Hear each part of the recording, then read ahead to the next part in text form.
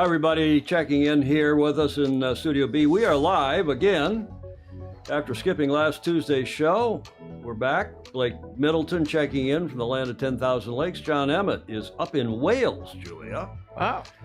Talking with him this morning as he was driving, not actually talking, but texting, and then he pushes the button, records a reply, and sends it back.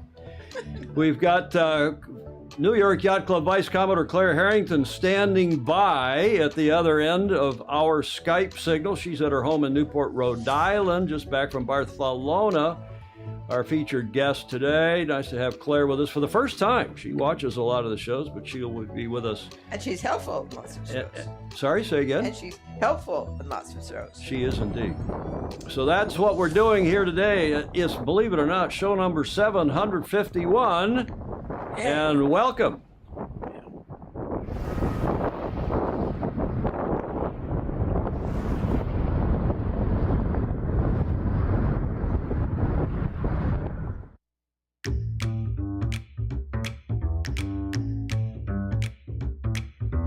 A lot of people checking in already. Christopher Gillingham saying ahoy and good evening from Leamington. Hamish Ross down in Auckland. He's actually out at his batch in Coromandel. Graham Sweeney in Yell, Shetland, Scotland. Ted Ryman in Cape Town. Peter Taylor in New York City. President Alistair Murray of Australian Sailing checking in from a cold, windy, wet Mittung down near Melbourne, Australia. Alan Long in Ohio. Lots and lots of folks on here. Mark Holland up in Boston. Nice to have you on, Mark, again. And on and on. Gerardo Seeliger. Yeah, Gerardo. Hello, Gerardo. nice to have Gerardo on here. A young Turk in the IYRU days, who actually introduced me to His Majesty, the King, now not exiled, but the former King of Spain, Phil Yeomans, John Mangino, Rhode Island Rover, Gordon Smith. Julia, I trust you are well. Indeed. Any hot tips? Yes, enjoy today. We are. This is a great show. This is I think one of our best shows in a long time. Of course, I always say that, just like, the late great Johnny Carson used to say that, Julia. This is going to be a great show. Bloody hell. What do we know? I just want to make, at the top of the show here, a quick note. We try to cover some things of import that have happened since our last show, since we didn't do a show last Tuesday because I was down in Arizona at I should have my hat on. Yeah. At the Arizona Yacht Club. And what a lovely group, an enthusiastic group. They drive in from all around the state, get together at a actually, it was a Dave and Buster's place, which is a big gaming thing. Very cool thing. Great big room, huge screen, Julia. Huge great. Screen. Yeah. I mean, the biggest screen I think I've ever presented in front of. Great AV. Wow. And there must have been 60, 70, 80 people there to come listen to some crouton talk about the America's Cup. Yeah. And by the way, most of them don't relate very well to the Cup. They are saying, yeah, where are the good old days with 12s and ace? And these are young people as well as the people of a certain age. Arizona Yacht Club, thank you very much for hosting me so well down there Tuesday night. But since our last show, James Earl Jones, born in 1931 and just passed away here in the last week, the famously good USA actor. He is one of the very few performers to achieve the EGOT, the Emmy, the Grammy, the Oscar, and the Tony. So that for TV and for audio singing, an Oscar for the movies, and of course the Tony for Broadway. He was inducted in the American Theater Hall of Fame in '85 and honored with the yada yada. I mean, the guy just is one of the best actors ever. With a voice you never forget. A voice, and probably, Julia, a voice we have heard more because he was the voice of CNN. This is CNN. The voice of CNN, which we heard ad nauseum over and over again. The quote about God. Coming to that. Oh. Coming to that. Oh, sorry. And not only that, he was Darth Vader, right, in Star Wars. Yep. He was the voice of Darth Vader and Mustafa in The Lion King, and on and on and on. But I just want to say this guy, he went to the University of Michigan. And he was initially a pre-med major, and then he joined the ROTC, the Reserve Officer Training Corps, because he was worried about the war in Korea. And he thought, well, I ought to do something before I get drafted into the Korean War, and so I'm going to do drama. I like that. So he went to comm school at Michigan, and he ended up majoring in drama at Michigan. And how did I get to know him? Well, my freshman year in Speech 101, Speech 101. Yes. He came midway through the term and sat with us, and he was introduced, and oh my goodness, look at this. I didn't realize he'd gone to Michigan. And then class was dismissed, and he sat there with a handful of us who talked and talked and talked and talked. Made a huge impression on my young life. Couldn't help but do that. And he was, as John Emmett is saying, he was born with a stutter. And he apparently was quiet his first year in school. He moved from the South up to Michigan, actually. Mm-hmm. And he didn't talk because he was so self-conscious about the stutter. But what a great guy. And he did have a significant influence on my young kind of speech, radio, television. I did study that. I was pre-law, but I did study that. And I see that the Babylon Bee a couple days ago said that God has announced he will now be voiced by James Earl Jones. Did you like that, Julia? I love that. Mufasa, not Mustafa. Thank you, J. Frederick Bland. Mufasa. He was the voice of the father of. He was the lion. He was the Lion King, right? Mm-hmm. What was the name of the lion cub? Come on, Julia. I don't know. And David James is suspending this. He can't believe that I talked and talked and talked with the guy. I was actually taken. I was shy. I just couldn't believe the guy was there. Okay, enough of all that. But he will be sorely missed, and may he rest in peace. We will continue tomorrow morning with our popular. Thank you for all your very kind comments. Our popular LV watch party. You were going to say something? No, I was just going to say at 5 o'clock in the morning. At 0500 Pacific, 0800 on the East Coast, noon UTC, 1400 local in Barcelona. And I want to thank the guys who've been joining us as regulars on the Zoom. Well, I'm calling these the Zoomers, our Fozy Zoomers. And that, of course, is Graham Sweeney there in the upper left corner, has been on for virtually every one of these. Gordon Smith, who joined a little later, and Ed Worley, even a couple of shows after that. But the three of them came on in the last couple shows and did a fabulous job, and I'm deeply appreciative to all three of them, even though we spar sometimes. But that's half the fun, is to get different views, right, Julia? Absolutely. It's so much fun listening to each of them know important things. Well, and they contribute, as do all the commenters. We're getting 600, 700, 800 comments in the chat, and so many people. If I had a nickel for every person who said, hey, the watch parties are great, and it's nice to hear everybody's views, not only the chat, not only the Zoomers, but the chatters. Yeah. And indeed, we thank all of you, and we will do that again starting tomorrow morning at 0500. In the meantime, you could join us on as Zoomers. We can. I'll put. Actually, I can put the Zoom. I'll put that up tomorrow morning. I don't want to put it up now, but I'll put the Zoom up tomorrow, and if others want to join. But if you do join, remember these three are our primary Zoomers at this point. We'll give deference to them most of the time. What are we celebrating today, Julia? I only know because I cheated. You didn't cheat. I showed it to you and the Commodore when we were doing our tech check. Today is International Chocolate Day. And who doesn't like chocolate? I don't know. Somebody. Especially when it's dark. Dark chocolate. I like milk chocolate too. Dark chocolate's better for you. I know that. Dark chocolate is better for you. It goes back thousands of years. The history of chocolate can be traced back to 450 BC. Originating from Mesoamerica. This is an American thing, apparently. Present-day Mexico. The word chocolate is derived from the Nahuatl word chocolate, I don't know how to pronounce that, chocotal, meaning hot water, and the Aztec word zocotl, meaning bitter water, I guess. About 4,000 years ago, the Olmecs began refining cocoa beans into chocolate, which they used as medicine as part of the customary ritual. Centuries later, chocolate was assimilated in the Mayan culture, yada, yada. And then some of the Spanish conquistadores discovered it and took it back to Europe. around about 1500 or so, that story went on to say. So that's what we're celebrating today, Julia. And I hope I hope you all like chocolate as much as I do. Dark chocolate, not milk chocolate. It's bad for you, Julia. Well, bad for you. I don't discriminate between dark and milk chocolate. Already making a political comment. We're not 10 minutes, not 11 minutes into the show. I got a smile, though, out of the Vice Commodore. Okay, Jeff Moxham, please don't charge a nickel a comment. The exchange rate with our Aussie dollar is terrible. Alan Long saying that chocolate has really risen in price. And somebody gave us the name of the cub, of the lion cub. It was... Oh, I didn't read it. Huh? Simba! Oh, Simba. J. Frederick Bland seems to be expert on Broadway shows. Yes.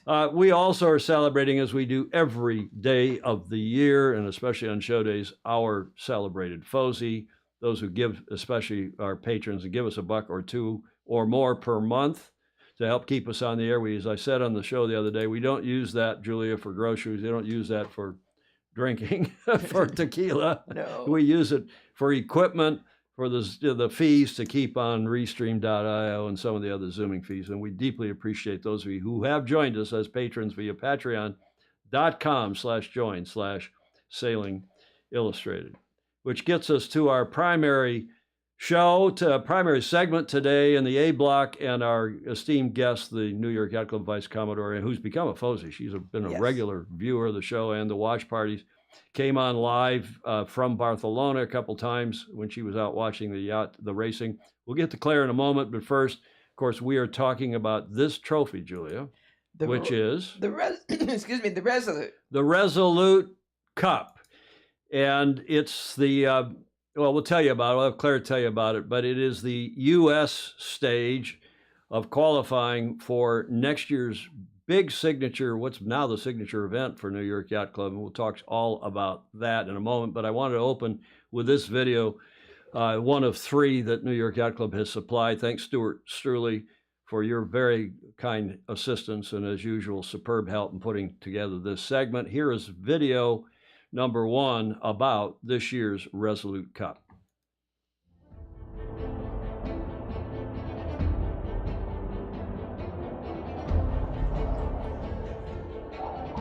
Welcome to the 2024 Resolute Cup at the New York Yacht Club. I'm AJ Evans, I'm the event chair.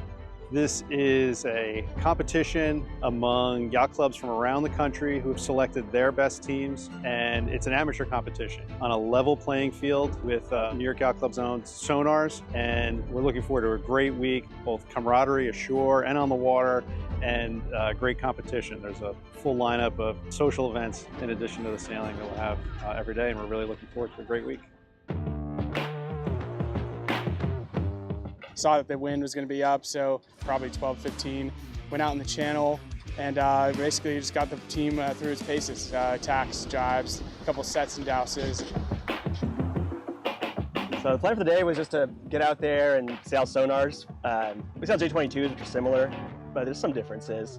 So get out there, practice some tacks and sets, and just boat handling and feel for it.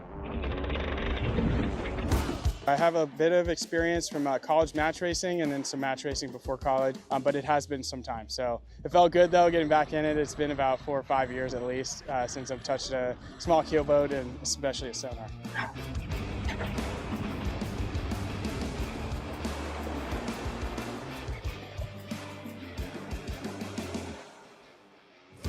New York Yacht Club's Resolute Cup. And standing by in Newport, Rhode Island at her home there just up the street from New York Yacht Club's fabulous Harbor Court, the Vice Commodore of New York Yacht Club, Clare Harrington. Clare, welcome to the show. Thank you so much, Tom. It's great to be here. I'm really honored. You've been super busy. You were in Barcelona, and then you went over to, we should ask you about that. You went over to Monaco, to the Yacht Club de Monaco, YCM, to make a presentation on behalf of New York Yacht Club. What was that all about? So the New York Yacht Club arranged a cruise, what we call the Cruise to the Cup, which began in Rome, and 110 or so members got on this ship. All New York Yacht Club members, no other guests on this ship, called the Sea Dream. and they working their way along the coast and will end in Barcelona. Actually, is today Friday?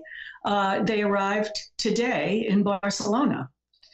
So you were hopping. You were in Barcelona watching the preliminary. You actually commissioned Patriot some months ago.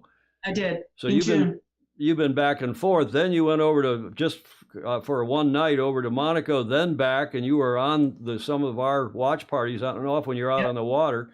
Then you hustled back to Newport, as I understand it, Claire, because now the Commodore and the Rear Commodore are in Barcelona, and you've come back to mind the store, specifically the Resolute Cup. That's right. That's right. Yeah, this last trip over to Barcelona was my 5th in the last 6 months or so. So I've been becoming rather familiar, at least with the waterfront of Barcelona. And yes, the Commodore and Rear Commodore, we decided to host a party for New York Yacht Club members who live in Europe, and also for VIPs who are there in Barcelona for the Cup. And that's on Sunday of this week, and it'll be held at the American Magic Skybox, which is their hospitality center, not at the base, at the Skybox, which is fabulous. The Skybox sounds very close to the Sky Bar at Clark Cookhouse in Newport. That's not why it got named, is it? Oh, maybe. The Sky Bar. Oh, the Sky Bar. Oriented, Tell us about the Resolute Cup. It started when, and it ends tomorrow, as I understand it. It started on they had a practice day on Wednesday, and the racing is, practice Tuesday, and then racing Wednesday, Thursday, Friday, Saturday, 4 days of racing. And AJ Evans, who you saw in your video, fabulous guy, CCA member, New York Yacht Club member, obviously. He had to actually stand in for me at the opening reception on Tuesday night because I was still on my way back from Barcelona. So he's just a really he's a great race officer, lives in New Jersey, and comes and helps us a lot at Harbor Court and with various events. So the regatta was this is the 7th edition of the Resolute Cup. It's held every other year, and as you mentioned, the inception was to hold a regatta to determine the United States entry for the Invitational Cup, which, as you know, is one of our signature event. Held in the fall. It's an international invitational, obviously.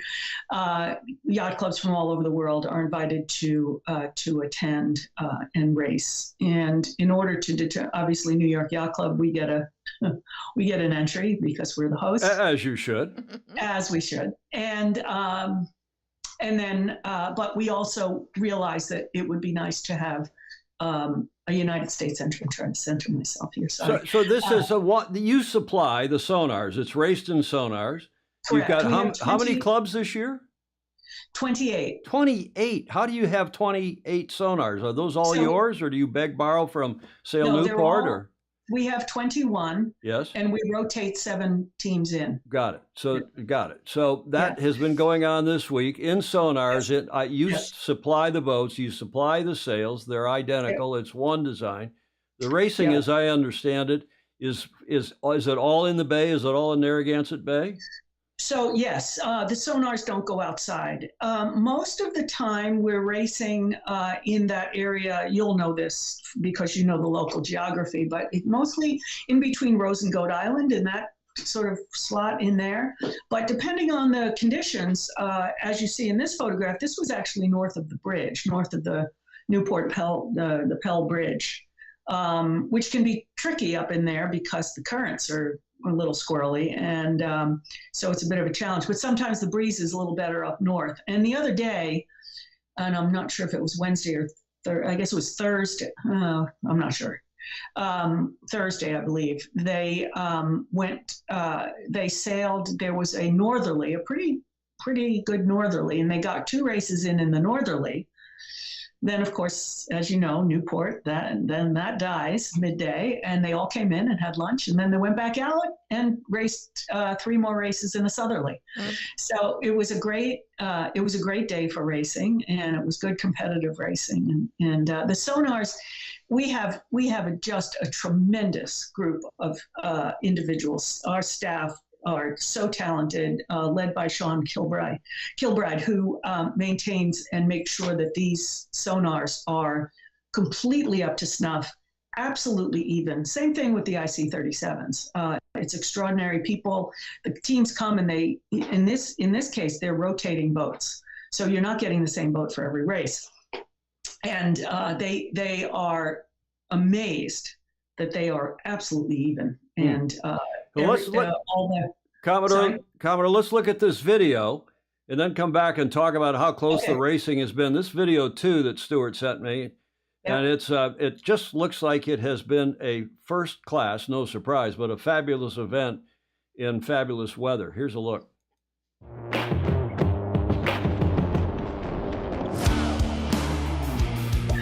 Our first time in the sonar ever was yesterday, and today was our second day. Today we had 1 practice race. We did pretty well. We rounded the weather mark in 4th, so we're feeling pretty good about ourselves right now for, again, not being in the boat very much. We feel like we have good boat speed and handling, and just got to work on our starts and tactics a little bit. I have a lot of experience coming back to sail here in the summers for Grandmaster team racing. I've been doing that for a long time, so I have a familiarity with the sonars that they have here. It's sort of a love-hate relationship, I suppose you might call it, but I feel comfortable sailing the boat, so it's fun to be here. The hardest thing is to recognize that it's a kind of relatively heavy keel boat. It takes a while to get it going, so you have to be patient sometimes when you feel pressed and you want speed instantly and you're not going to get it. You have to just be patient, let the boat get going, and then you have to keep it going.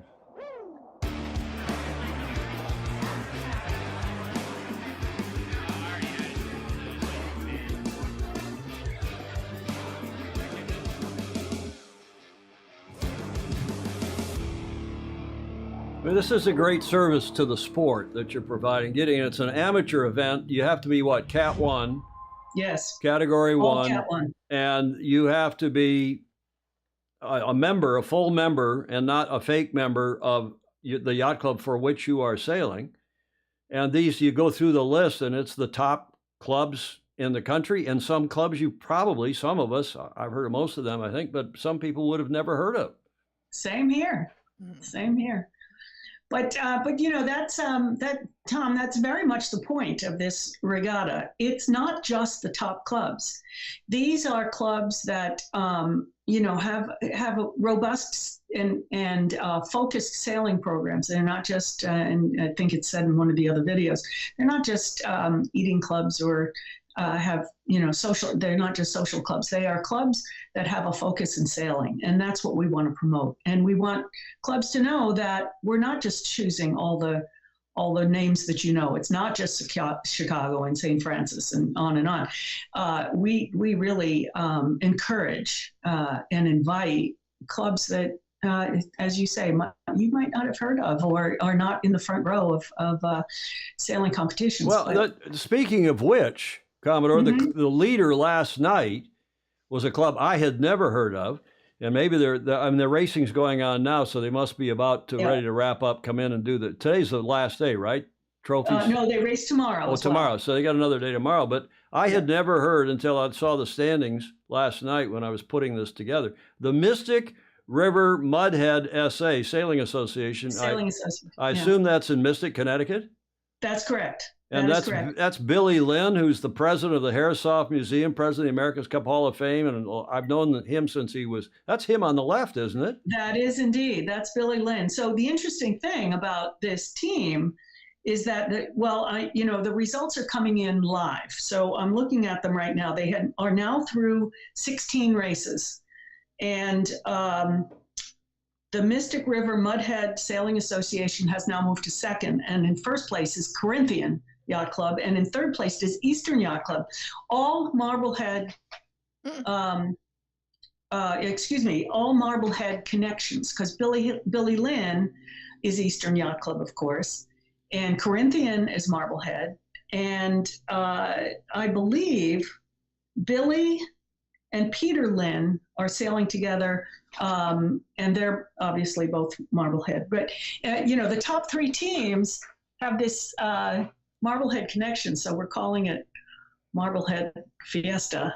Well, part of that, of course, is that they've got sonars up there. This Bruce Kirby design. Bruce, of course, who also designed the laser.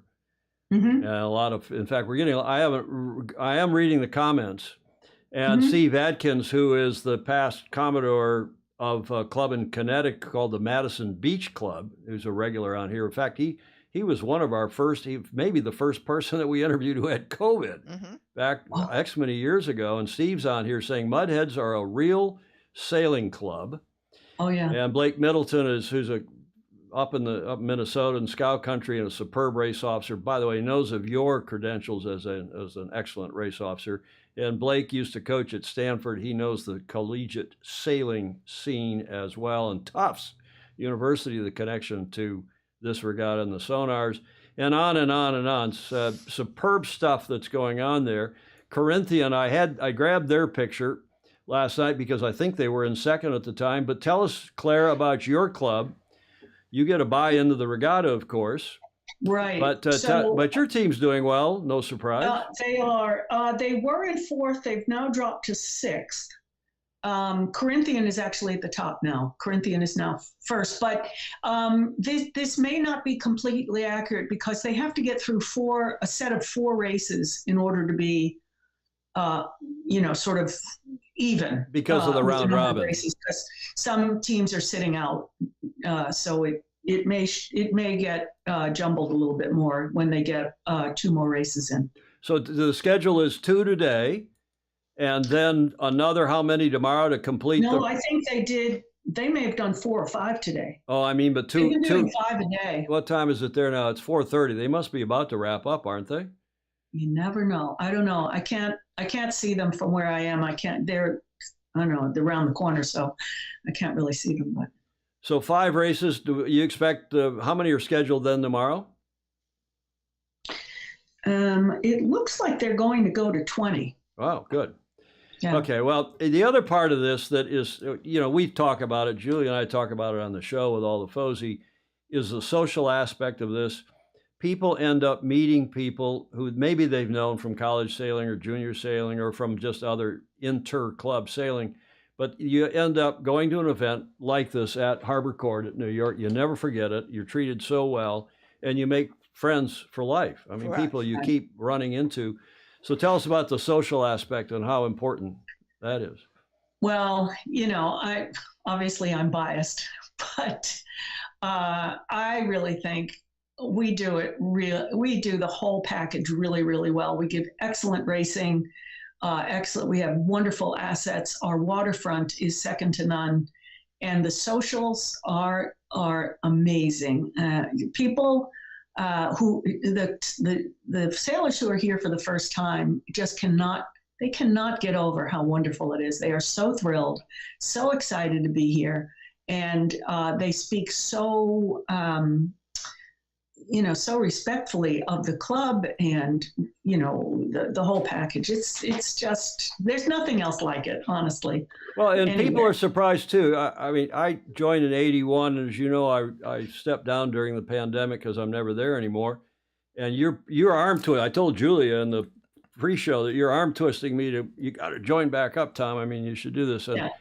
We'll see. But I'm a simple country boy from Michigan, as you know, Claire. But you need to be a member by the time I'm Commodore.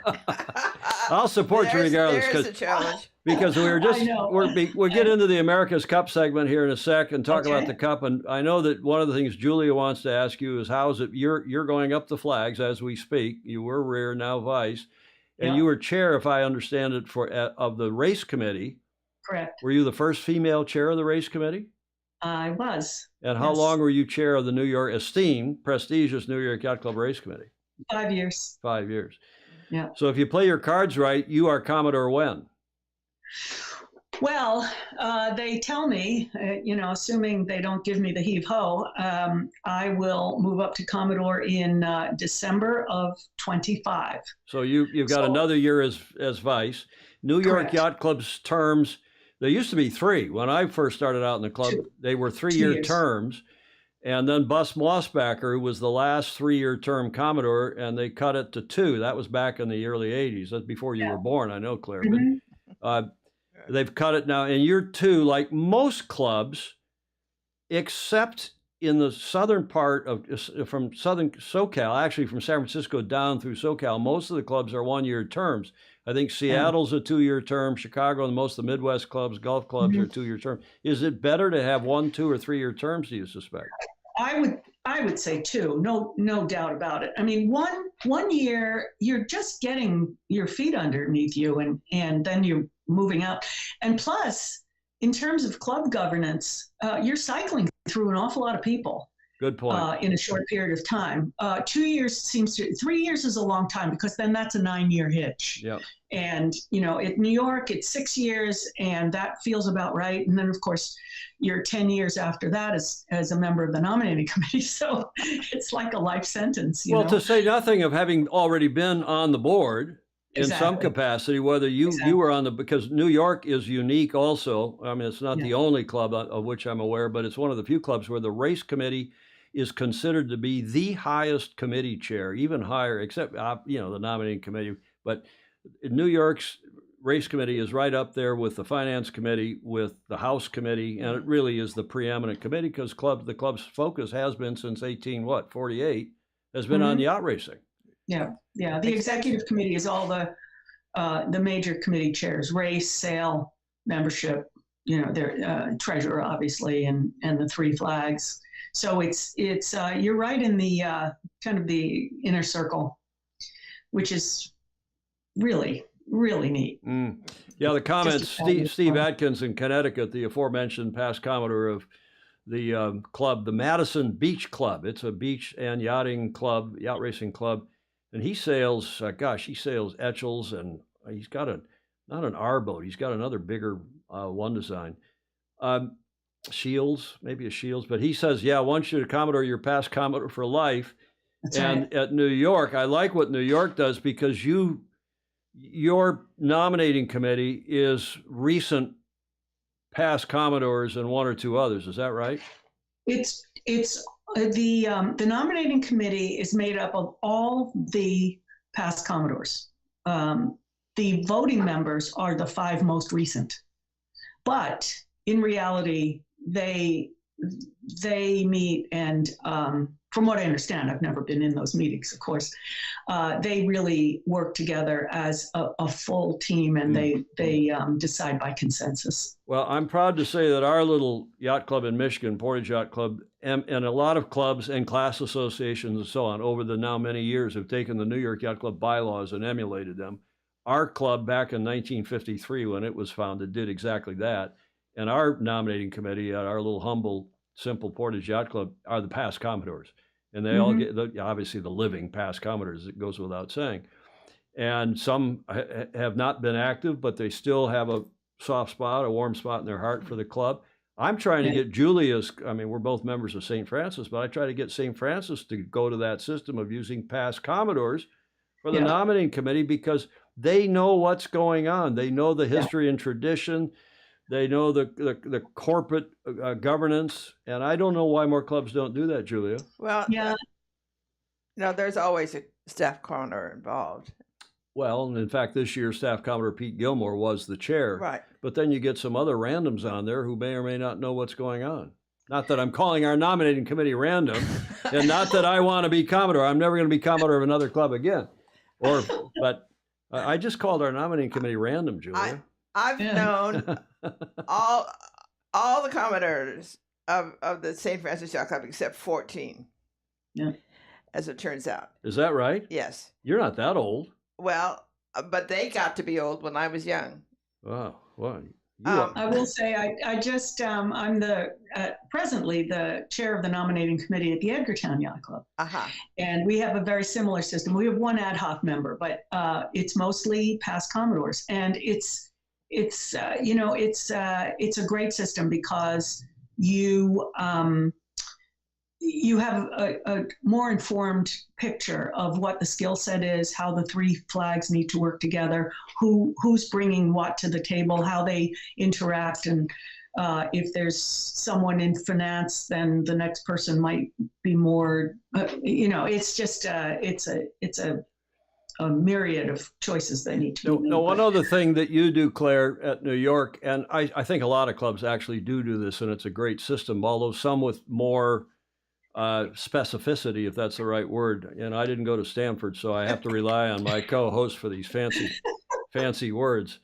And but you, as the rear, you have a portfolio of things within the club, and you're liaising with various committee chair and so on. And then as the vice, rather, that changes to another set, and then when you're the Commodore, a third set. And how does that work at New York? So in New York, the rear Commodore has all the quote unquote land-based activities: model, house, fine arts, heritage, library, cruising for some reason, but that's considered a member service, those kinds of things. I fondly call it the dry Commodore, and then when you become the Vice Commodore, you're the wet Commodore. I'm not sure they like me to use those terms, but That's nice. but the Vice Commodore has sailing, race, measurements and rating rules, all the things having to do with sailing and on water activities. And then the Commodore has, the high level, well, they're all high level, but, membership, communication, sponsorship, those kinds of things. Every time that this is discussed among Commodores of the St. Francis, they are so exhausted after 1 year that they say, "Oh no." I think they just say it. I think most of them would love to have a second year because, as Claire said, you just sort of get your feet under you the first year. Yeah, I know. Yeah. And our little club in Michigan, it's a 2-year term normally. Makes a lot of sense, but I've never been able to sell it. Okay, well, let's go back and wrap up the Invitational Cup, because that's what we were here to talk about. Then we want to get into the America's Cup and that big announcement by the Brits this morning of who their opponent is. And let's look at anything else, Claire, about your team, the New York Yacht Club team, or any of the other teams that are there. Very skilled. I will just a couple of things that your listeners might be interested to hear. There are in total over the 7 Resolute Cup iterations, there have been 67 clubs involved from 21 states and Puerto Rico, which I think is pretty extraordinary. Yes, and 4 clubs have sailed in all 7 editions. 5 are first timers this year, and it's the top Corinthian sailors in the country. There are college sailors of the year, Olympians. There's an America's Cup sailor this year, and lots and lots of world champions, including our friend Billy Lynn. Is this done by resume? Do the clubs all apply, and then do they say who their sailors are going to be, or is it just, hey, we're this yacht club and we think we can muster a good team? Right. So they express interest, and it is, an application process, and we go through the applications and determine which clubs will be invited, because obviously we're limited. This year we have 28. This year we're using all sonars. In past, we have had 2 fleets of boats. We've had sonars. We've used, the other fleet has been J70s, RS21s, Melgus, you name it. This year it's all sonar. And there are, arguments on both sides for those formats. But the expression of interest or application process begins for 2026. It will start in about January. There'll be a broadcast that the Resolute Cup for 2026 will accept. So if you have a club and you want to be involved, don't be shy about applying, because as I said, it's not just we want to encourage clubs from all over any kind of sailing, and celebrate your interest in high level, highly competitive. Honestly, you saw the videos. I mean, it's crazy tight and Well, fun. let's look at one more video, and then we'll move on to the America's Cup and another one of these Icarus Sports videos that I think have been superb. We've been sailing together for about 20 years. We sailed on the same team in college at the College of Charleston. We got married shortly thereafter, and we've sailed in a variety of boats since then. I think it always helps as a crew to have a pretty solid backbone and not take anything too personally, but we also I think our whole crew kind of turns him off every now and then. What? So, yeah. He's been very well behaved so far, must say. That's all behind me. That's in the past. No, she definitely keeps me, she calms me down when I get a little too out of control out there. So it's nice to have that in. Our goals are just to have fun sailing together as a family and, try as hard as we can to get the win. We were very lucky growing up. We just always sailed as a family. We don't really know any other way, and we really enjoy it. And the best thing is we don't have to explain any of the jokes. Everybody, we a lot of inside jokes, and we're all on the inside. Beyond the inside jokes, we also know how we all like to approach the game and know how to work with each other because we spend a lot of time doing it.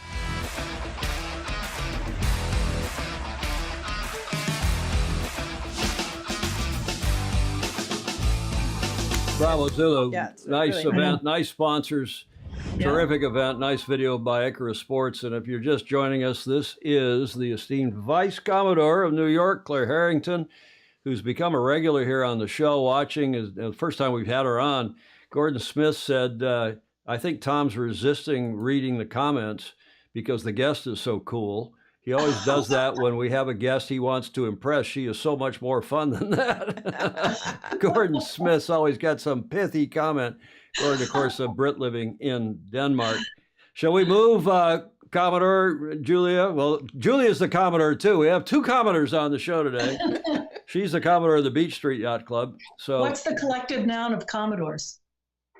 Collective noun. Commodorables, in your case. Yeah, I've been a Commodore of a couple of clubs and Vice of another, so let's don't go into all that. Let's talk about before you leave this, may I say just two more sentences? Please. Before we leave Resolute? Please. Number one, as you can guess, I have a very soft spot in my heart for the race committee, and they are doing an amazing job, just an amazing job. They are, the conditions are stellar, and I'm so proud of them, even though I'm not their boss anymore. And then I also would be remiss in not mentioning our wonderful partnership with Rolex. Rolex has supported the New York Yacht Club for 60 years.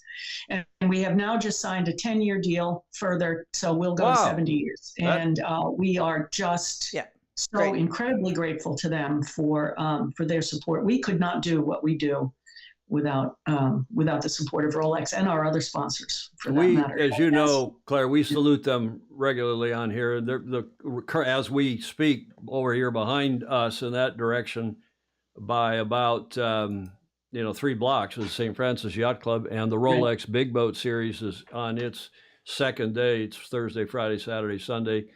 The Rolex Maxi World's Cup wraps tomorrow. I'm at the end of this show. We're going to play a video from Sardinia, from the YCCS, Yacht Club Costa Smeralda, which is one of the few clubs that New York has reciprocal with, active reciprocal. Nice club. That's correct. There are only 5. But you have now, for better or worse, Commodore, you have spawned, all the commenters are coming out now. J. Frederick Bland said the collective noun is a fleet. John Emmett said a raft of Commodores, a gang of Commodores, Ted Ryman. A pack. Is there a pack in there, Julia? A pack of Commodores. Better than a murder of Commodores, like a murder. Isn't that is that for crows? What is a murder of crows? That J. Fred. Murder of crows. And a collective term of Commodores, a flight of swallow. Okay. What was yours going to be, Claire? Oh, I don't know. It just occurred to me that there should be one, right? Well, I'm a has-been, so you don't count me, but the two of you are both Commodores, active, current Commodores. A conspiracy. I like that. Vince McAteer. that's good. A conspiracy. That's certainly what we've got going on here today. And shall we move to the America's Cup now? Sure. Thank you for that. The latest from the New York Yacht Club's Resolute Cup, which qualifies how many teams to go forward next year to the big enchilada? One. Mm-hmm. But your team is through for next year as well. Correct. Or 18. And anyone who has one, well, let's see. I said that quickly. That's not quite right. Yeah, this competition will get you an entry into the Invitational Cup. And that's any done invitational in. Go ahead. Cup, team that has won before is invited back. Any Invitational Cup winner, and that's correct. That's the event which is in IC 37s. Correct. Are we calling them IC 37s? For a while, they were going to be something else, and they're back to IC 37s. Okay. IC 37s. And that's the Invitational Cup next September. Correct. Okay. 25. So this event, Resolute and Invitational, alternate with each other. Julia, what are you laughing at? I'm just reading comments, and I encourage you to do it. But here's a whole bunch of truckload of red pants, a whiffle of Commodores, a mutiny of Commodores. Do not miss reading the comments. Oh, our clever Fozy. A litter of Commodores. A litter. Okay, let's don't litter ourselves here anymore, guys. So let's get to this America's Cup and the big news from today. This is from Richard Gladwell. I had a deal. I'm not sure I told you this, Julie. I had a deal with Richard. Of course, Richard is in Auckland, and he's decided to stay there rather than going to Barcelona. He's covered the Cup for so long. He's a superb sailor, superb judge, yes, and race officer and jury member, umpire. And I said, Richard, I'm going to bed. I am not going to stay up till 2 a.m. to hear who the Brits chose. So will you please text me so when I get up to take a pee sometime in the middle of the night, I can look at my phone and know who they chose. Because it seemed to me crazy that they would choose anyone other than the fourth place team, meaning Alinghi Red Bull Racing, which is in fact what they did. And I was happy to read that when I got up this morning.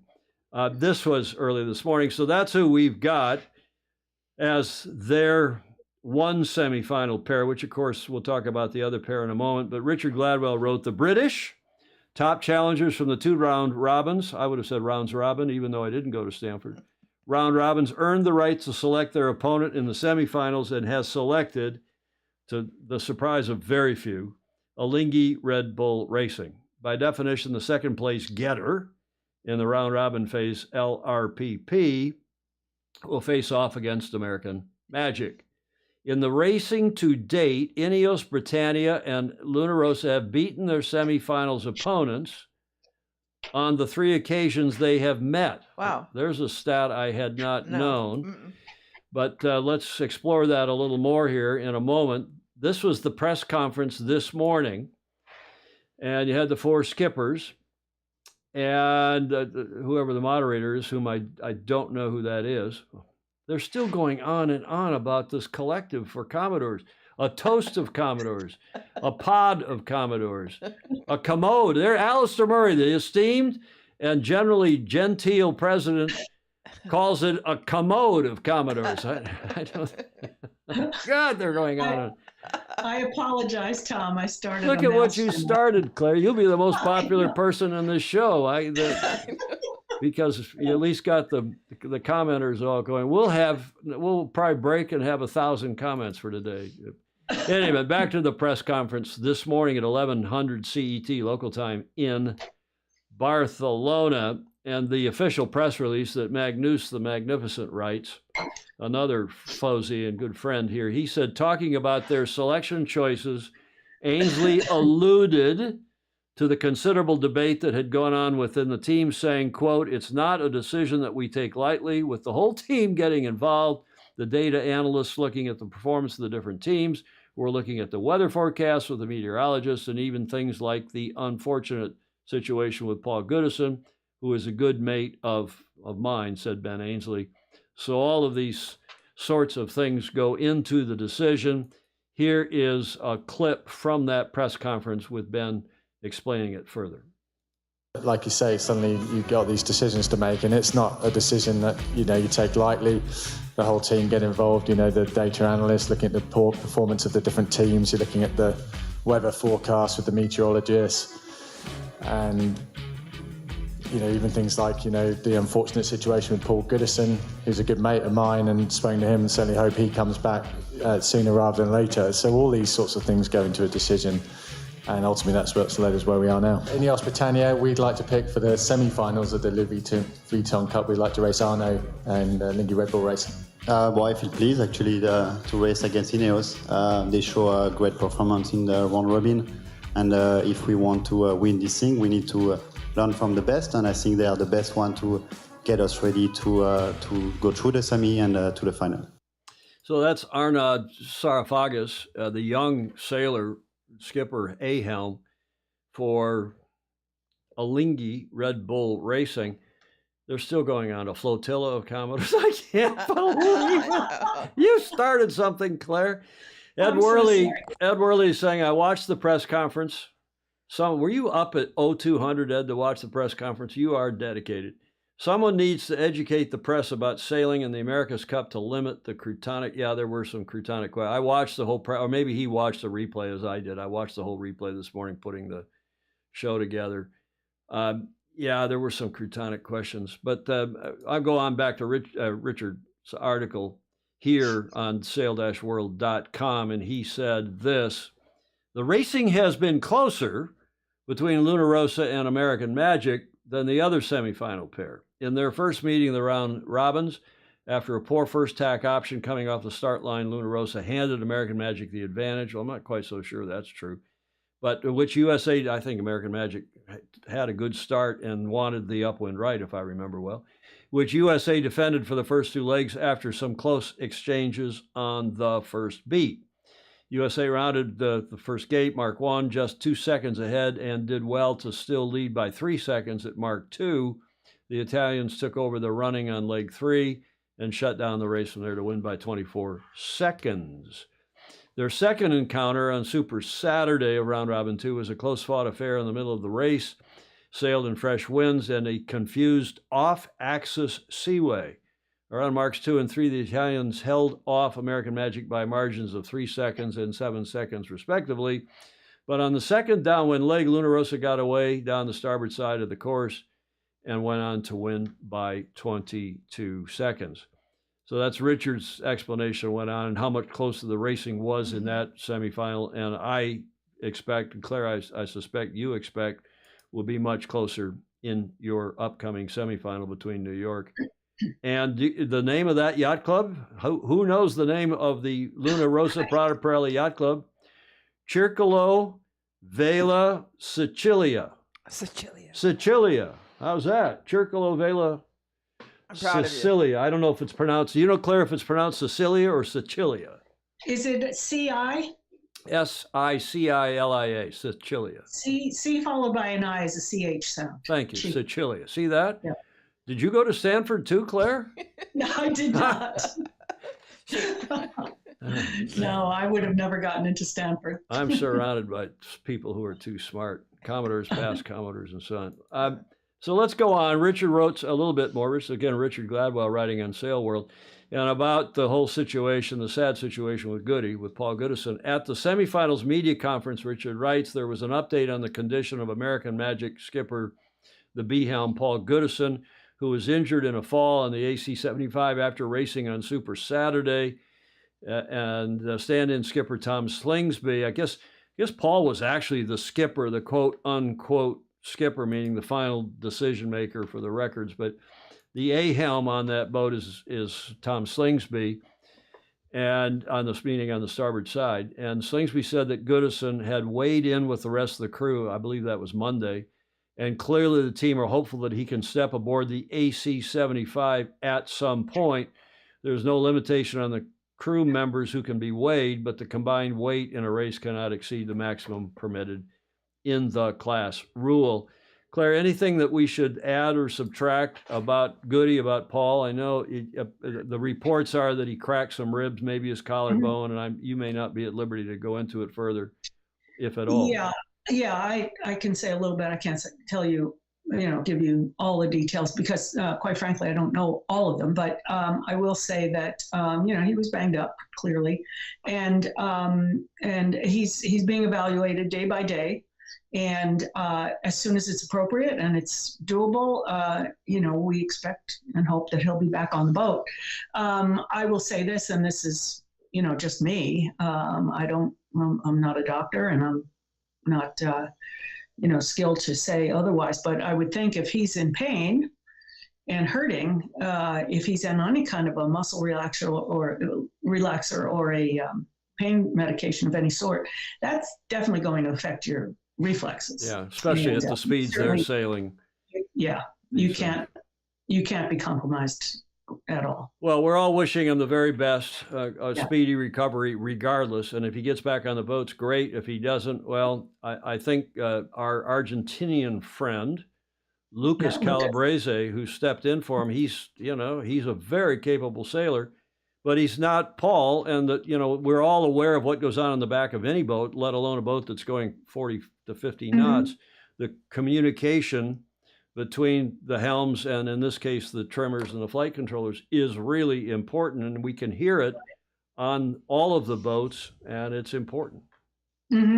Well, Slingsby, Tommy is, let me say, Paul Goodison is a sweetheart of a guy, and I love him dearly, and I'm heartbroken that he's hurt. But Tom Slingsby is a rock star. He's a pilot extraordinaire, and this may be a situation where he will really step up and take control and drive the decision making more so than maybe I don't know, I'm just speculating here. But Lucas, all those times when they were training and Tom was off at Sail GP, Lucas was driving the boat. So it's not like he has no experience in the boat. I mean, he's as good a stand-in as we could hope for. So I'm optimistic. I'm not. Obviously, I'm nervous about the whole thing. I'd be nervous no matter who was in there. But but Tommy he's an amazing sailor, and arguably the best sailor on the planet right now. Yeah, no disrespect for the other guys, but and I would not argue with that. I think a lot of us would agree with that. And Chris actually is saying, I broke 4 ribs once and couldn't move for 2 weeks. It was agony. By the way, we're getting an update from down in San Diego, the Star Worlds. Today is the final day, the final race, and there were, I think, 6 teams within 5 points. A fabulous event going on. We'll report on that in a moment, everybody. But Eric Doyle's leading at the top mark at the Star Worlds, and we've got others, Fozy included, that are in the hunt there. Paul Cayard's son, and others. JD3 with Peter Sangmeister. We'll get back into all that in a minute. Let's continue with the Cup. Jimmy, at today's press conference, was asked, and he deflected the whole business about the software. The elephant in the room, Richard Gladwell writing, the elephant in the room for all teams is the failure of supplied computer software, of which the challengers have complained, in some cases bitterly, at varying stages of the round robin. Despite Luna Rossa co-helm Jimmy Spithill testily dismissing questions on this point at the media conference today, the point remains that in the preliminary racing and round robins, Luna Rossa dropped out of 2 races with computer issues. The first happened in their preliminary regatta match, against Emirates Team New Zealand, when their boat system shut down as they were about to cross tacks with ETNZ.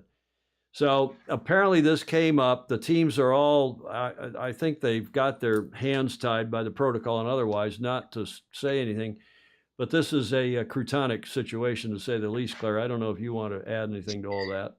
Yeah, I'll say this. The software, and I'm not a technology person, but anytime you have new technology, new software that you're launching in a forum such as this, to expect that it's going to be flawless is probably unrealistic.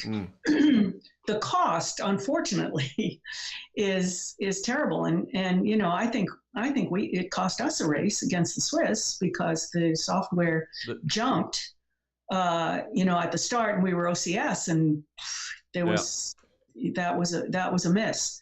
The 40s have been problematic, you know, in the early stages. But you know, the hard part is that you can't get in there to fix it or to try to manipulate it in any way because it's governed by the protocol. So it's just, it would seem to me that they would have an out, that the race managers would have an out if there's a failure of well, as you know, there's been the Italians. I haven't reported on this formally, but the Italians sought redress from the jury, which is chaired by Richard Slater, my old mate. And the jury came back and said, we don't have the right under the protocol to opine, let alone rule on this.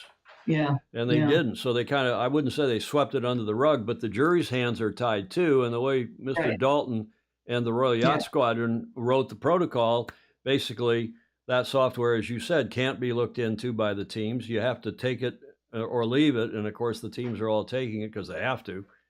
And as Jimmy said in that press conference, gingerly, but as Richard is reporting, basically, he just kind of had to look the other way because he doesn't want to get a fine or otherwise for belittling the event. God forbid, belittling the event. Let's go on from that, then. We'll see how that play. Go ahead, Claire. Do you want to say? So I was just going to say the unfortunate part of all of this, in my mind, is that, you know, all the naysayers out there about this cup and the boats and the whole package, and, you know, they're out there, you know very well. This just gives them more fodder for complaining. But, you know, this is the America's Cup. I mean, we've seen boats break in half, sink. You know, it's not like this is. Yeah, but you know what? In the past, when you were responsible for your own boat, your own equipment, your own computer software, you know, I understand they're trying to cut costs. They're trying to, and what Mr. Dalton, I'm going to report on in a minute, what he's trying to say, he says if they win, they are intending to do next time is even more aggressive than what was done this time. Okay, let's go to Ben. Let's go to Sir Ben, because he had you know, we've got to give him credit. I thought he should get off the boat. And I thought he was not doing well, and I've had to swallow my pride. And I took some heat, properly so, down in Phoenix the other night. They said, "What's wrong with you, Tom? The guy's on top of the heap now." And you said, "I love the guy. I've you know, been to war with him in the America's Cup campaign here in 2013 when he joined the back end of our boat. He was on the team all along." But the semifinals start on Saturday, the 14th, and they're a best of 9 races or first to 5. By the end of this weekend, with each boat sailing 4 races, and the possibility that one team could win all 4, the semis, Richard Gladwell says, could be all but over. And certainly they could be over on Monday because there's 2 races Saturday for each team, 2 races each semi, 2 races Sunday, and 2 Monday. Then Tuesday is a reserve day or a late. I guess they're not going to race on Tuesday. I think it's So that's Richard Gladwell's take. And I thank him for that and his continuing support of what's going on. I've been asked a lot about the women's and the youth. The women's starts on the 5th of October and runs through the 9th of October, actually the 13th of October. Qualification series, the final series, and then the match race final. 5 to 13 October for the women's, the Pooch Women's America's Cup, Barcelona. The youth, the Unicredit Youth America's Cups is coming up here quicker. That's the 17th through the 26th of September. So that's in 4 days' time. That actually starts next week and runs concurrently if the Challenger Series, if the LVC continues beyond Monday. And I think it probably will. One more note on this women's and youth, and I'll come back to you, Claire, for a wrap up here on the Cup segment. I've got a video from the Brits, and they've been doing, they keep pumping out the video, and a lot of it's good stuff, including this video about a young guy I'd never heard of who was inspired, Julia, by the regatta here in 2013. And I thought it's a short video. Well, let's see what you all think. My first kind of memories of America's Cup would have been kind of early 2000s. I definitely recall my dad kind of watching it on TV. And at that time, my focus for sure was around kind of dinghy sailing with the kind of the Olympic path in mind. But that for sure changed during the Cup in 2013, and watching that America's Cup in San Francisco and where the boats had got to in the AC-72s was really kind of spectacular. And that's really what kind of drew my attention to the America's Cup and made me think that, yeah, that's what I want to be involved in. I studied mechanical engineering at university and specialised in aerospace engineering.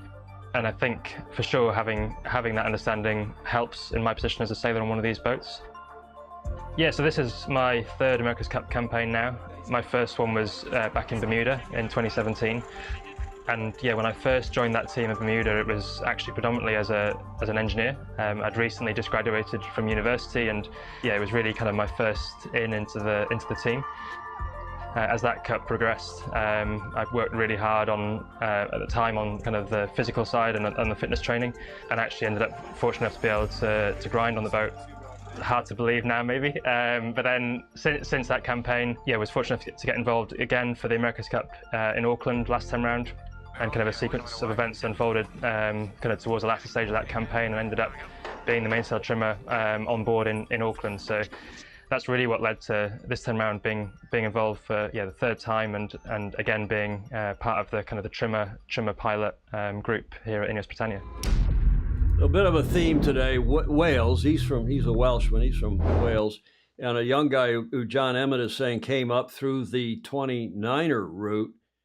And he's already done his third Cup, but he's an engineer. You know, he sounds almost a bit like he's a bit of a rocket scientist. Maybe. And a bright guy, and I thought really inspirational, hence playing that video. So there's what's ahead of us tomorrow, the 14th, Saturday, the 14th. The Italians against the Americans in the first match of the day at 0500 Pacific, 0800 East Coast. 1400 in Barcelona. Then it's the Swiss against the Brits. Then the Americans and the Italians do their second match. Then the Brits against the Swiss in their second match of the day.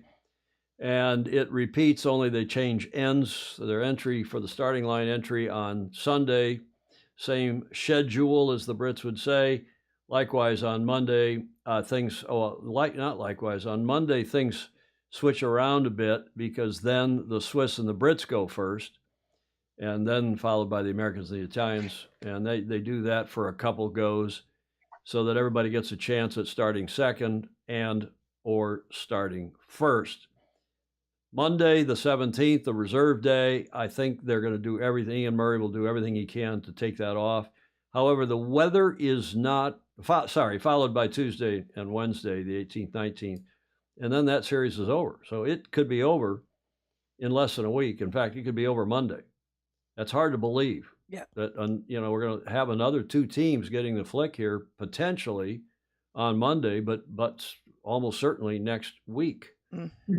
I don't know about this modern America's Cup schedule. And then, of course, the LVC final, the Louis Vuitton Cup final starts Friday, the 26th of September. So there's not a big break there in between the semis and the finals, and then the match starts already on October 12th. I have my crystal ball, or as some of you said, my crystal balls, at the ready. A bit cloudy. I think it's wind and sea dependent, and I will skip making any predictions today, although I will say I think there's nobody that thinks the Swiss are going to, very few, I should say, think the Swiss are going to beat the Brits based on what we're seeing. That other match, I think, between the Americans and the Italians, I think could be, as we used to say in Michigan, Julia and Claire, it could be a real barn burner. Barn burner. Have you heard that expression before, Claire? Not in that context. I think you're not sure what it really means. And not the Ku Klux Klan going down and burning somebody's barn down. I'm talking about in Michigan, a close sports event is a barn burner. Okay. In any event, I will withhold my predictions till tomorrow morning at 0500 when we've seen the weather and we see what's going on, who's on the boats, and so on. And Ed Worley is agreeing he thinks it could be a ding-dong match, another way of saying a barn burner. Julia, how would you say that? A close, tight sporting competition? a real competition. Oh, come on. You got to have something better than that. Yeah. Okay, you take a pass, Claire. I call it a knife fight. A knife fight. Well, don't bring a pea shooter to a knife fight. Alistair Murray calls it a cliffhanger. Well, I don't know if it'll be a cliffhanger. I just think it's going to be back and forth. Really tight. I think it'll be a ding dong. Julia, you get your last chance. Haven't thought about it. Okay. Well, that's tomorrow morning at 0500. We'll have an LV Cup watch party. Hope you can join us with our Zoomers and all the comments. I think we had almost 1,000 comments on that last day. We just never had any. Of course, a 3-hour show or 2.5-hour show, so you expect more comments on one of these, hour and a half, 2-hour shows. Okay, that's it with the America's Cup and with Claire. Final word to the esteemed Vice Commodore of New York Yacht Club, Clare Harrington. We're delighted to have on for the first time as a guest on one of our Tuesday or Friday shows. Thank you so much, Tom and Julia. It's really a delight to be with you. A lot of fun. Thank you so much for having me. Have a good rest of your day, Friday in Newport, Rhode Island. And you're hosting, did you say it's talking about a gaggle of Commodores? Yeah. Right? Yeah, this is a conundrum of Commodores. A conundrum of Commodores. That's good. Is that a Stanford word? Of course. I don't know. But you're hosting an event with all the Commodores of the competing clubs tonight, I think you said. Correct. Including your pal, Tom Pace, who's here. Saw him this morning. And so, they'll all be there tonight. And I'm the host because our Commodore and Rear Commodore are now in Barcelona. Okay, well, when do you go back to BCN? Assuming Tuesday. New York gets through, well, you go back regardless? Yes, I'll go back regardless Tuesday because I want to be there for the kids. I call them the kids, the youth and the women. Great. I want to support them. So great stuff. You've got teams in both, obviously, as all the America's Cup teams do. 12 teams, 6 of which are from the current 6 teams. Stingray is saying, thank you, Claire. You're the cat's meow. I have not read any of these comments. They've been going back and forth, making comments and jokes and memes about Mr. Trump's comment at the debate the other night. We don't need to get into all of that. Baton Rouge saying he thought it was the second time that Claire was the featured guest. I don't think so, Claire. It's the first time, but we've had you on those watch parties, right? That's correct. Okay, That's correct. Maura Stevens up in Nova Scotia, thank you. It was a delight having you appear on the show. And lots of, as Julia likes to say, go back and read the comments because you get nice ones from Ted Ryman. Claire is a wonderful guest. So nice. Absolutely. Wow. Okay. I'll be available for autographs later. Expect requests. Thank you, Claire. Thank you very much. Yeah. Much appreciated. Vice Commodore Clare Harrington of the New York Yacht Club, standing by at her home in Newport, Rhode Island via Skype. And she's got to go attend to Resolute Cup duties now. She'll be back in BCN, Barcelona, on Tuesday, we've just learned. Which gets us to John Emmett's report, Julia. Yes. I think we ought to get to John Emmett's report, don't you think? Absolutely. You want to introduce it? Coach, you can read it. It's on the slides. Coaching Corner with John Emmett, our great Brit coach. Okay, here we go. Hi, Tom, Julia, and all the Fozy. Welcome to John Emmett's Coaching Corner. We've had a lot of chat recently about the America's Cup, which I've really enjoyed watching. And the racing just seems to get closer and closer. And this is very much the Formula One, the pinnacle of our sport. But my heart, I think, really truly lies in the clubs and classes and the grassroots, because that is the future of our sport. You may well be able to tell I'm here at Weirwood Sailing Club, which for me is actually where it all began. I started actively racing, and the people I came through with, the people who are the same age as me now, an incredibly large number of them are full-time sailing, which is just amazing to think. And that's why that squad system, so to speak, works really well. Now, unfortunately, sometimes these clubs and indeed classes can become under threat. And Weirwood Sailing Club, where I am now, they've had a difficult time over the past 2 years. So if you think you can help, it'll be absolutely great to check out their crowd justice page and see if you can support the continuation of sailing at this wonderful venue. Okay, so there's John, and he's submitted a couple others. In fact, last week when we didn't do a show on, or earlier this week, I should say, when we didn't do our Tuesday show, he posted, and the guy's just doing a fabulous job as usual. You know, today he was driving I think something like 8 hours up to Wales. Oh yeah. From Weymouth up to Wales because there's an open qualifier for next year's ILCA World Championship, and he likes these regattas. He likes to go help others out, the kind guy that he is, and he likes to qualify himself so that he can go race in the Masters. So that's what John is up to. Speaking of this club, the Weirwood Sailing Club, we've talked about them before, but they're still struggling against whoever owns the reservoir on which they are situated. They're to the east of Crawley. And again, this has spawned a lot of sailors like John Emmett, and we're hoping that they can raise the money so that they can go to court and keep their club facility there on that reservoir. And if you want to contribute or help others, or encourage others to contribute, you can go to it's called the Crowd Justice, and it's to save Weirwood Sailing Club. They've raised almost 14,000 pounds.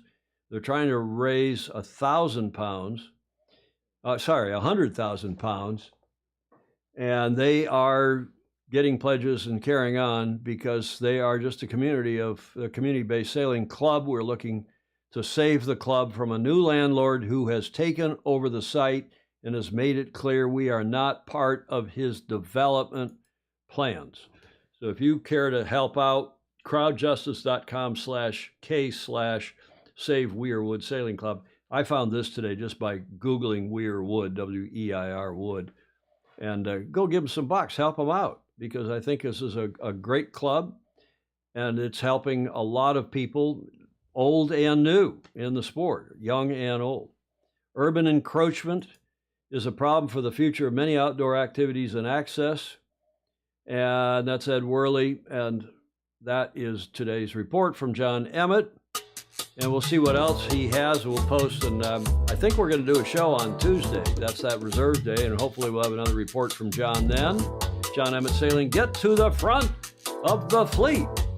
His regular reportage. In fact, we were saying the other morning on the, what was it, Julia, on the CCC, I called it now, the Coaching Corner Contribution. So we've got the AAAA with Alistair. Alistair's awesome Aussie anecdote. Now we have the Coaching Corner Contribution. Maybe you can come up, you being a Stanfordite, you can come up with a better word than contribution. Coaching Corner, not conundrum. Coaching Corner constant. Coaching Corner something, consistency. Celebration. Oh, I like that. See, that's why we got you on here. Can't just have croutons from Michigan that don't know their words, don't know their language skills are not as well developed, Julia. Mine aren't. Mine are gone. You're great. You are doing great. And speaking of this day in history and language skills, I took liberty with today. Today is Friday, the 13th. Coaching Corner Calamity, Ryman said. Julia, it's Friday the 13th. Yes. And I couldn't find anything that I really thought was interesting on this day in history. You know, the calendar was adopted, the Georgian, Gregorian calendar and some other stuff. But Friday the 13th.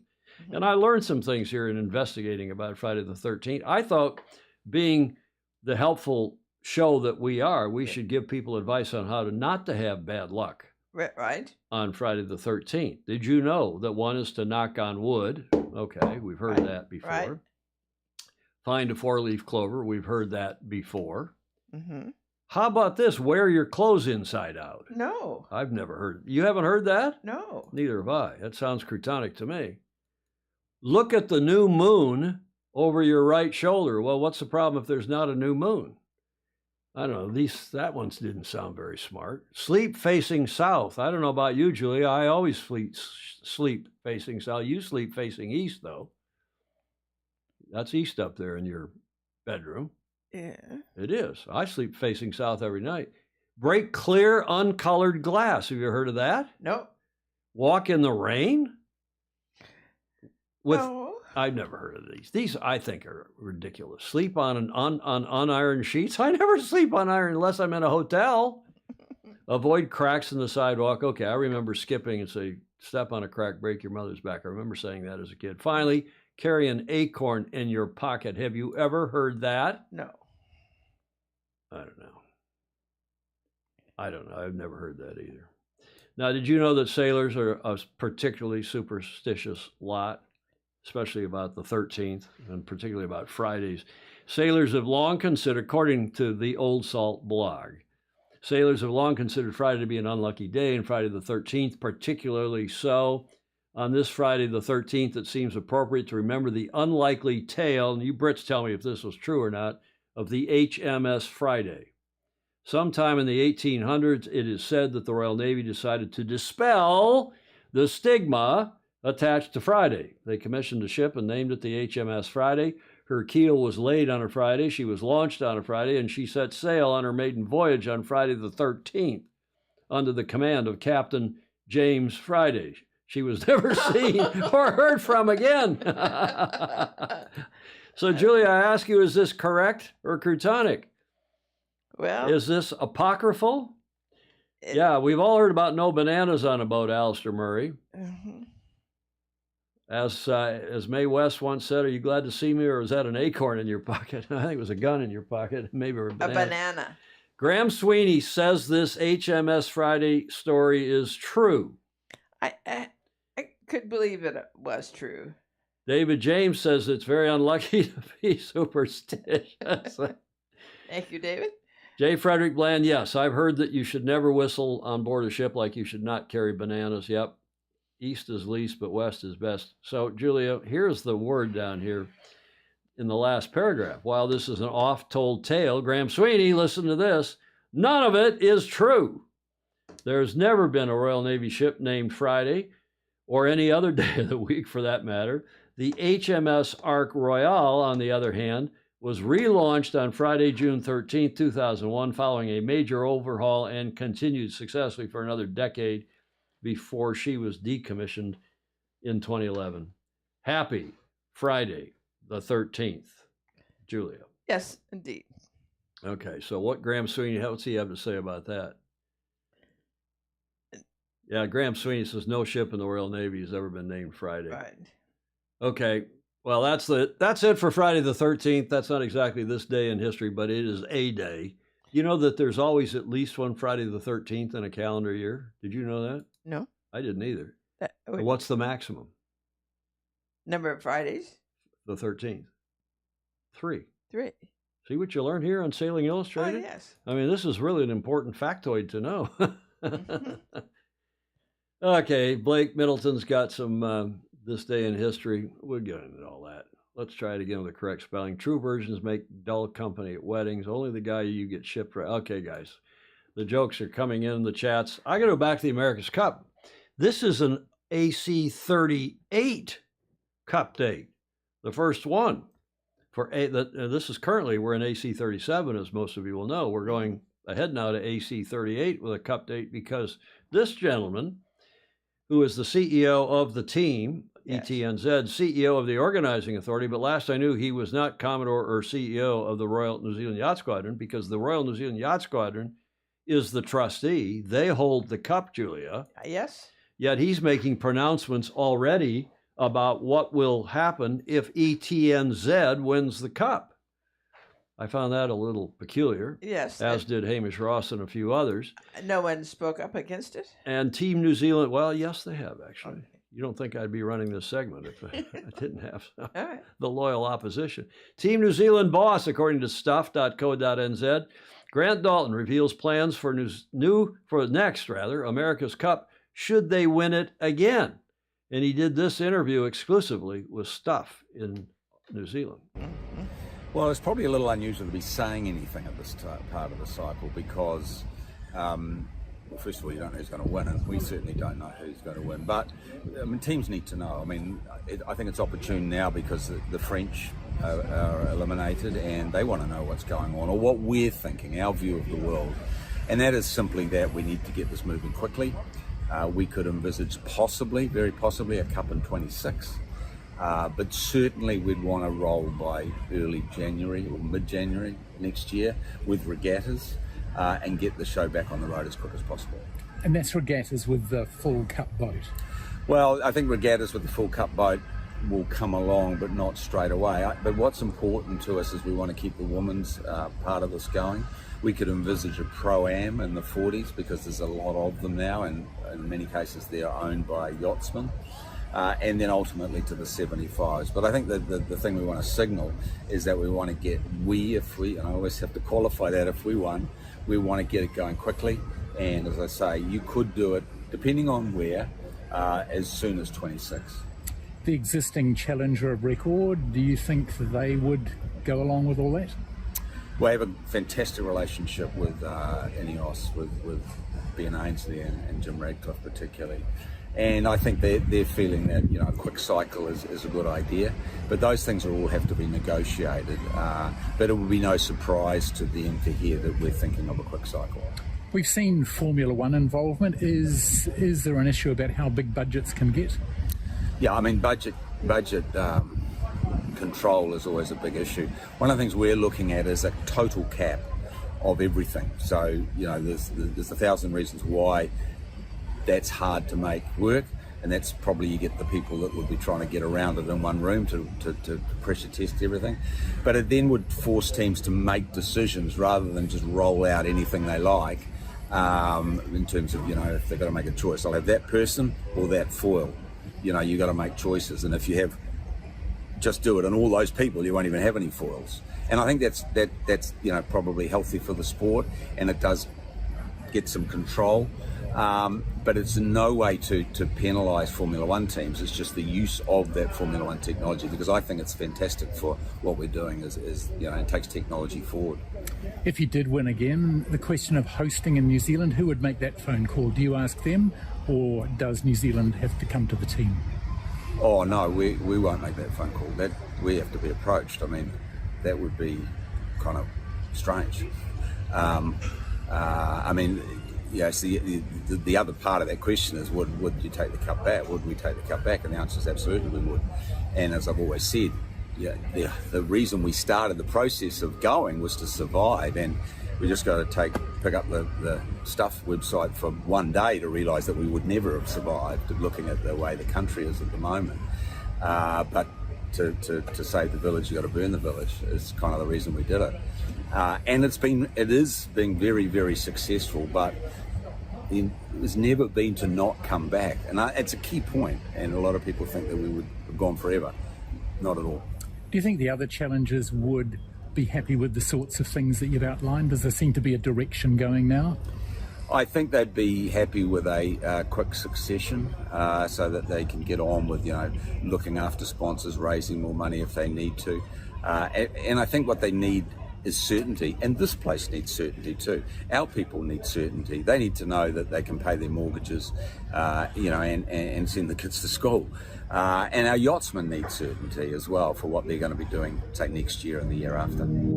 Okay, that's Mr. Dalton talking with Todd Niall, who is, I think he was Radio New Zealand, but he's there. He's been there doing interviews and writing for and doing interviews, TV interviews, stand-ups, as we call it, for stuff.co.nz.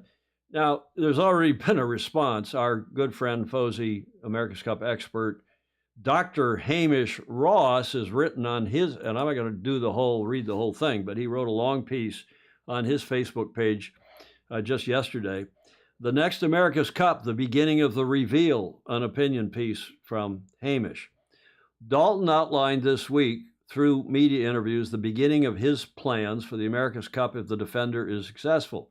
The Royal New Zealand Yacht Squadron is interestingly not mentioned as the Cup's trustee, and therefore the only decision maker, Hamish asserts. A 2-year turnaround, a record short turnaround in the modern era. Well, there was 62, 64, but I think he's talking about modern era, meaning post-83. A record short turnaround in the modern era since the advent of the Challenger Series, the deed of gift match of 88 aside, and that's true. Remember, the first multiple Challenger Series was 1970, and the Louis Vuitton Cup, which formalized it and sponsored the Challenger Selection Series, was only 13 years later, was 1983. And that's, of course, when New York lost the Cup after 132 years. So I think Hamish is meaning the modern era, meaning 83. Or maybe 1970 even, but a record short turnaround in the modern era since the advent of the Challenger Series, which will do nothing for encouraging new competitors to enter a now very high-tech game with any prospect of success. Yeah, tell a new team, Julie, we want to go out and form a new team. We're going to be there. Yeah. And we got to be there in 2 years' time. That means we got to buy a design package from somebody, and it'll probably only be permitted to buy a design package from the defender. Ka-ching! And, you know, you can just see the rest of this. I don't even have to explain it. The Fosey, I was watching the Fosey comments during Mr. Dalton's video. But with the benefit of a design package and more time, Hamish says, the new French team was the first to exit this time. A short turnaround greatly benefits a defender by limiting the ability of the challenger to bridge the gap to catch up. It may save on a year's worth of salaries, but the competition will pay a price.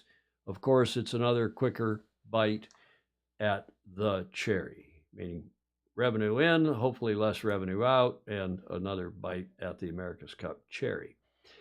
Again, we'll see how this plays out. I think there's a lot of water to come over the dam. I think there's a lot of dam to come over the water before this is all done.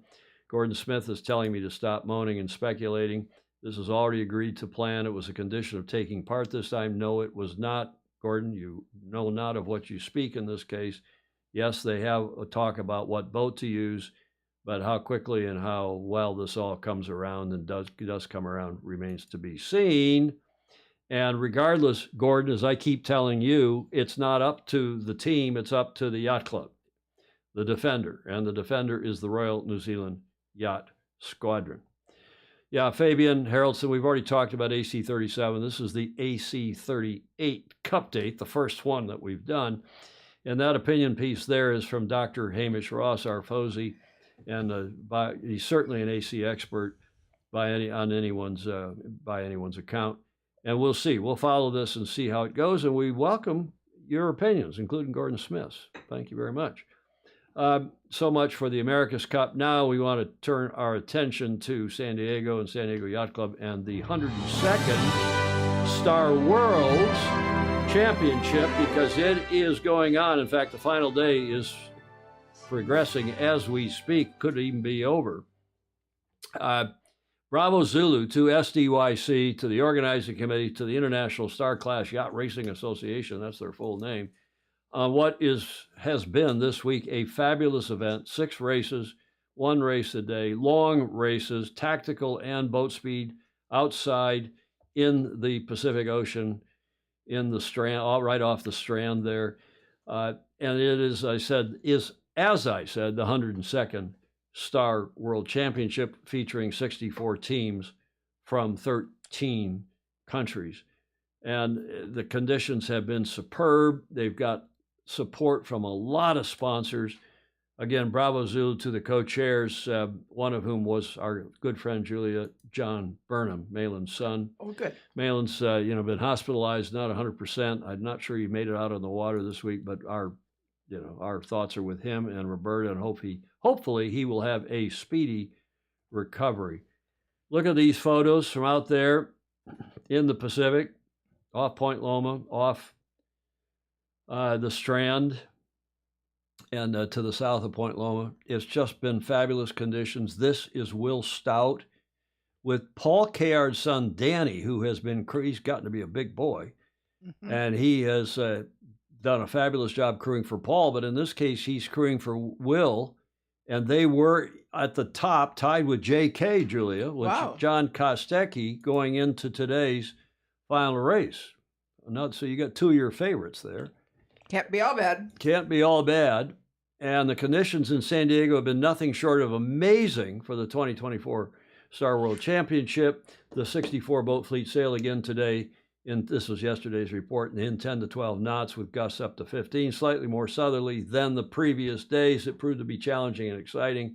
At the same time, the results in this race, added to the throwout coming in place, have opened the chances to win the championship to at least 6 teams who, going into today's race, were within 5 points.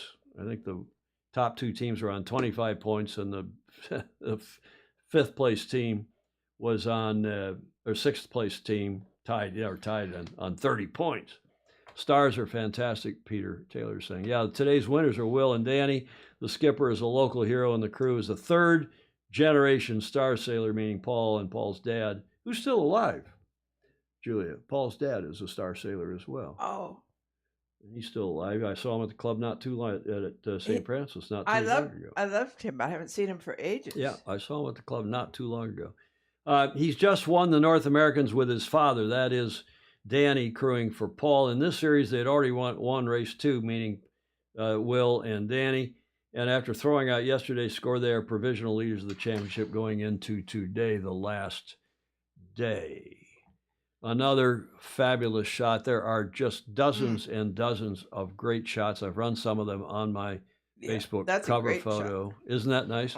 And that's Paul. That's Kayard with Frieshoff Clean from Germany. His regular crew, I say regular, he sailed with, the two of them have sailed together in several World's Championships, Bacardi Cups, and so on.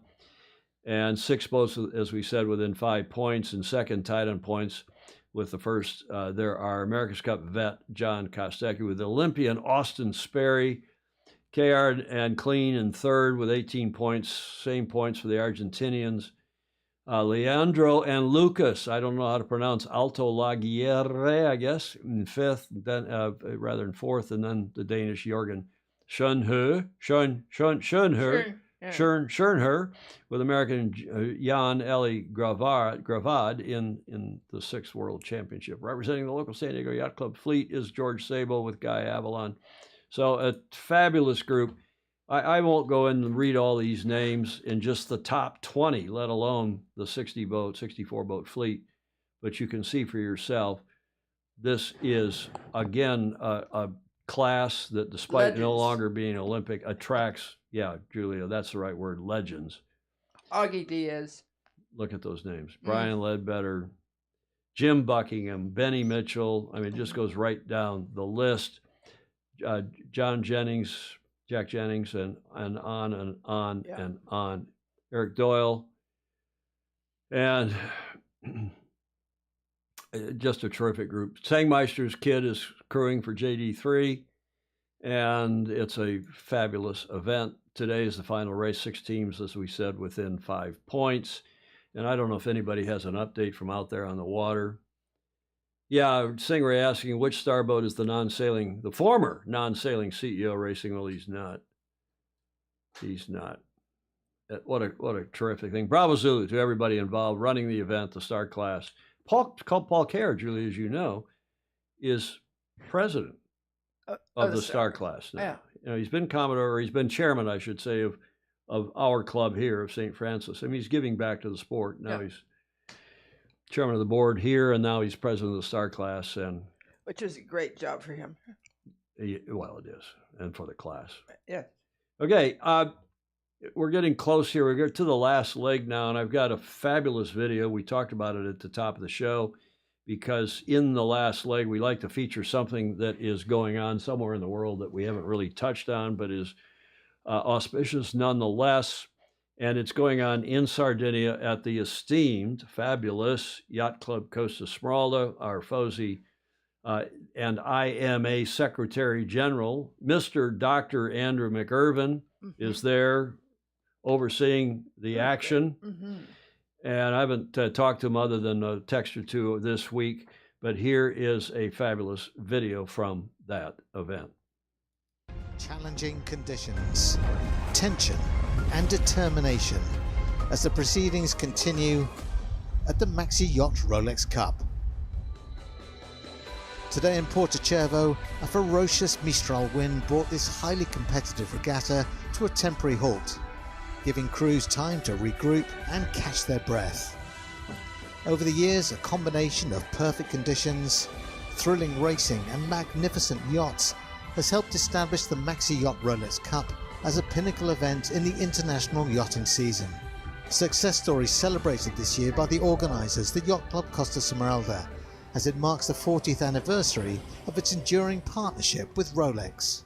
The collaboration with Rolex started in 1984 with the first Swan Rolex Cup, and then it was followed, in 1985 by the Maxi Yacht Rolex Cup event.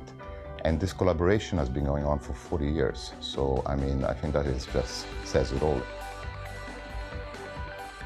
The third partner instrumental in the success of the event has been the International Maxi Association, who this year have drawn on one of their core principles of innovation to introduce the Rolex IMA Maxi One World Championship.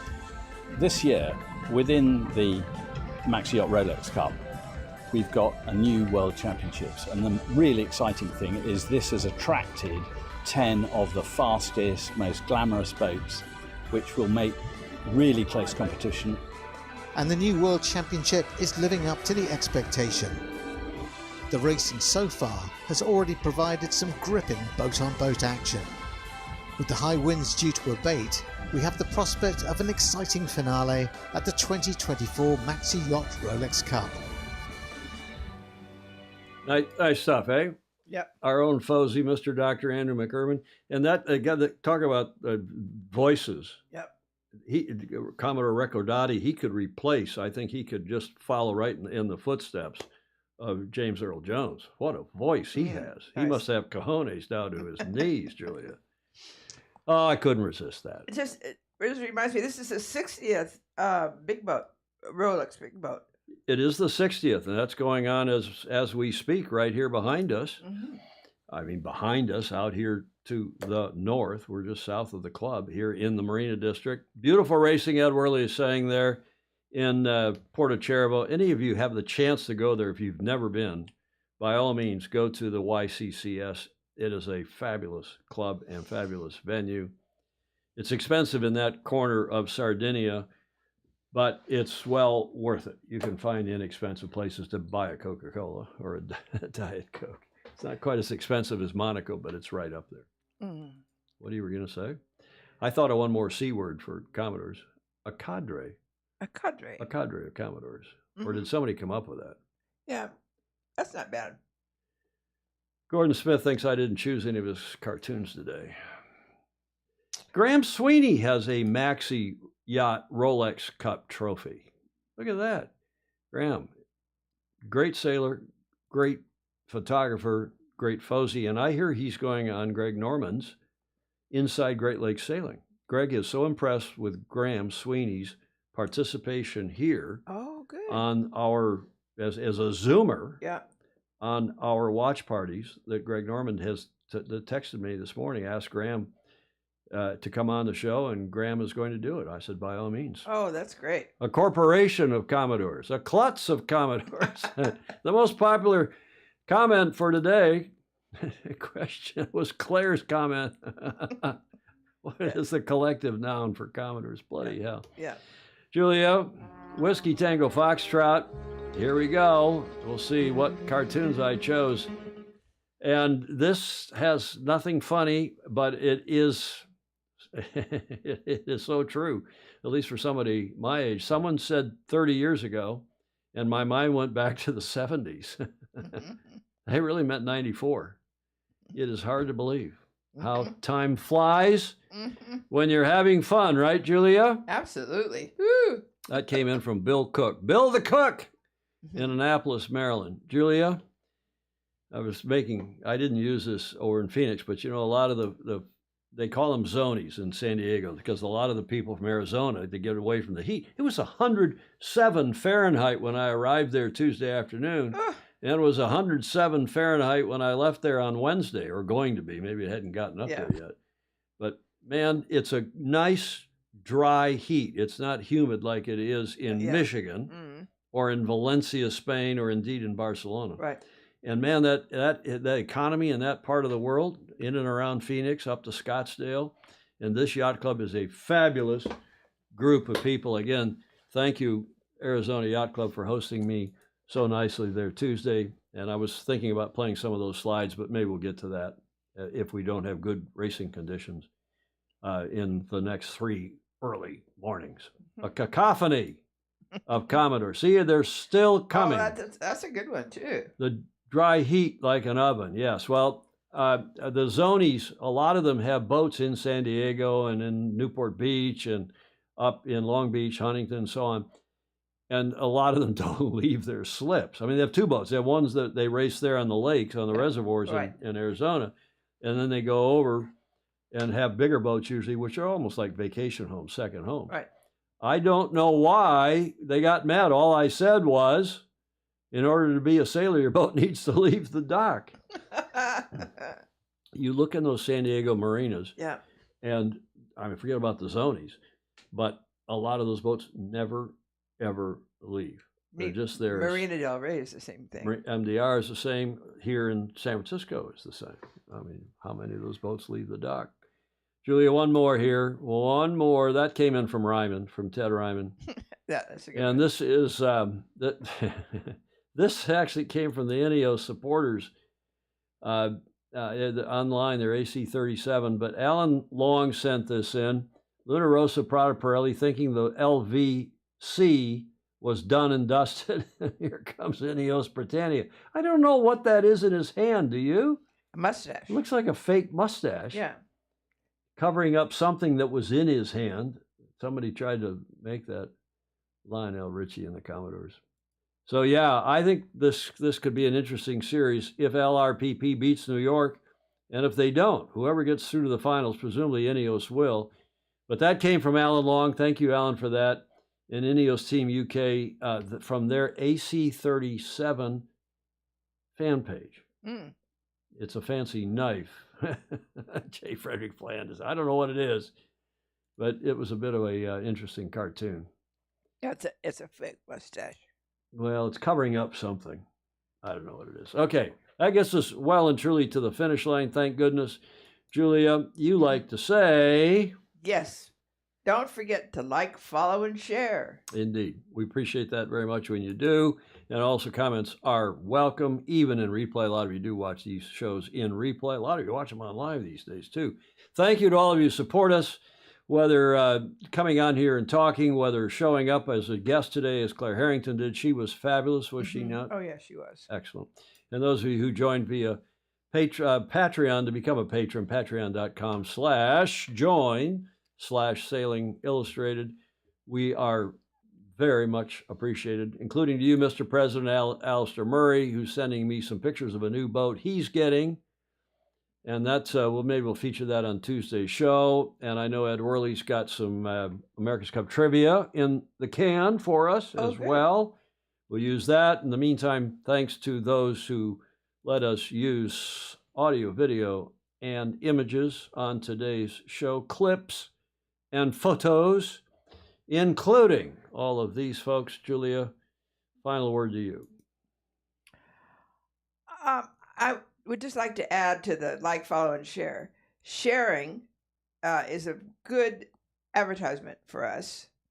And the LVC watch parties are also, people have watched those and discovered us that have never even thought about us. Well, indeed. And if you Google Sailing Illustrated now, these videos pop up, whether on YouTube and Facebook. So we appreciate that. We do it for the FOSI. We do it for all of you. Thank you for your kind comments. And we hope to see you all tomorrow morning at 0500 Pacific, 0800 here on the East Coast, noon UTC. It's nice for those of you down under because it's, it's your, well, not so much in Auckland where it's at midnight, right? Midnight in Auckland, 10 at night in Australia. So it's not so bad in Oz. But hope to see you then. We'll have fun regardless doing that. And in the meantime, go sailing. Sail fast, sail safe, and have fun. See you tomorrow, 0500.